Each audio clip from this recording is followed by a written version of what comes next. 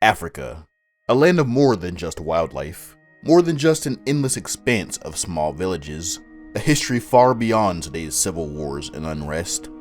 Opposite the ideas that plague our minds here in the West, it goes back to history's most skilled surgeons.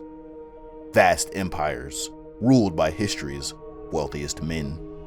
Monumental structures rivaling even the Great Wall of China, incredibly complex mathematics based on binary code, and bronze castings that would have even impressed the Romans, and massive libraries rivaling the size of those in ancient Alexandria.